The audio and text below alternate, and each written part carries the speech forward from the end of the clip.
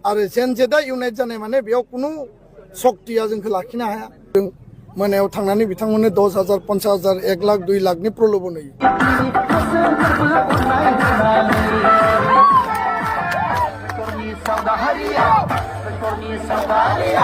खुलुमबाय लोगोफोर welcome to रमास अफिशियल यूट्यूब चेनेलाव नोंथांखौ फिन खेबसे बरायनाय लाहरनाय थानाय जाबाय दायो आङो नोंथांमोननि खाथियाव आरो मोनसे गोनांथि आपडेट लानानै फैदों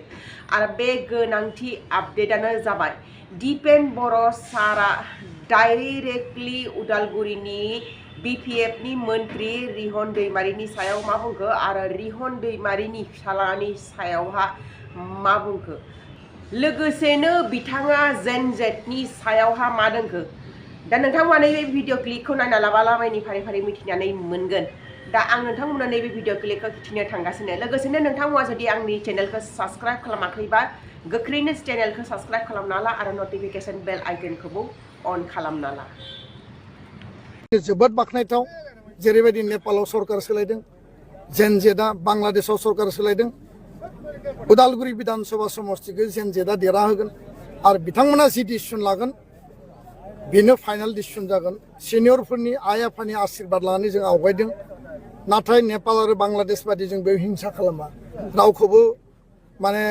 हिंसा खालामनाय दाबि धमकि सोरखौबा गादबनाय बेबायदि नङा जोंनि या जाहैबाय शान्ति गोरोबलायनाय अनलायनाय आरो युथनि फिउचारखौ साख्रि बाख्रिनि खोथा दङ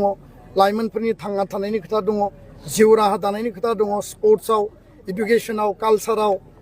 जायफोरा फरायखांबाय बिथांमोननो स्किल एन्टारप्रिनियरशिप फार्मिं बे होनो गोनां दङ गोसो थायोबा गासिबो मावनो हायो आरो बेखायनो जेनजेटआ दिनै इउनाइट जादों आरो जेनजेटआ इउनाइट जानाय माने बेयाव कुनु शक्तिया जोंखौ लाखिनो हाया 9 तारिखआव फाइनाल गेमा जागोन आरो 9 तारिखआव जोङो फाइनालि देरहागोन बे जोंहा आत्मविश्वास दासिम उदालगुरि समष्टियाव जेनजेटआ इउनाइट जादों 25 बोसोर जातीय संगठनाव खामानि मावनाय बिथांमोना आंजों मोनसे कानेक्सनाव दङ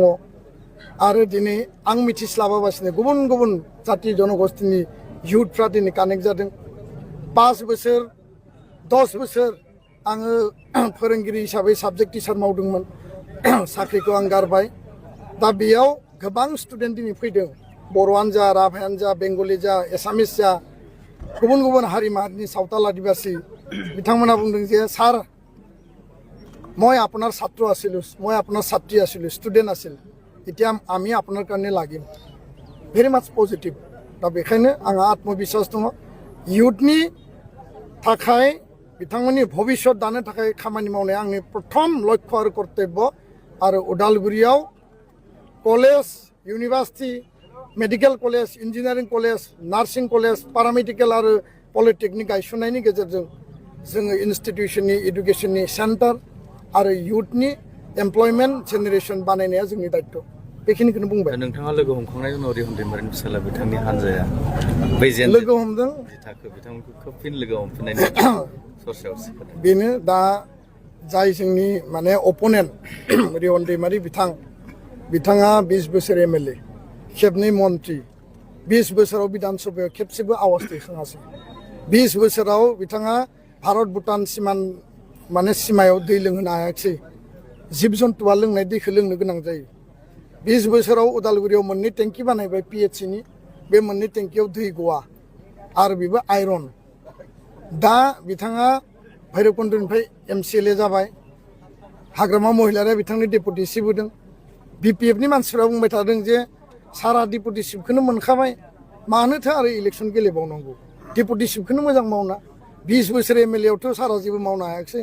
गतिके डेपुटेसिपखौनो मोजां मावनांगौ जों हले भट होआ जोङो दिपेन बर'नोसो भट होगोन जों पार्टिखौ नायनाय नङा जोङो मानसि हिसाबै व्यक्ति हिसाबै भट होगोन साइलेन्ट भट होगोन होननानै बुंदों बिथांमोना बुंनो हायाखै गावनि पार्टियाव गिदिंबाय थागोन बिथांमोना खिन्थु जों कानेक्सनाव दङ खिन्थु बिथांनि फिसाला आं नामखौ मिथिया बिथाङा जोंनि जेनजेटआ जेराव खामानि मावदों मोनायाव थांनानै बिथांमोननो 10,000 50,000 1 लाख 2 लाखनि प्रलोभन होयो बायखां लांदों खिन्थु सासे बायखांनायनि एगेन्स्टआव 100 जन जेनजेट ओंखारदों सानै बायखांनायनि एगेन्स्टआव 200 जन जेनजेट ओंखारदों बिथाङा बायखांदों जोंनि जेनजेटआ फैसा लाबोगोन आरो फैसाखौ ला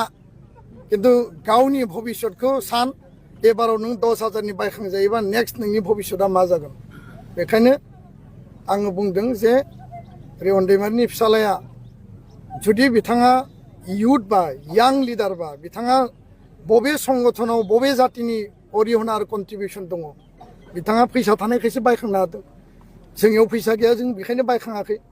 बायखांनायनि प्रश्नआनो जाया सासे इयुथखौ नोङो बेबायदि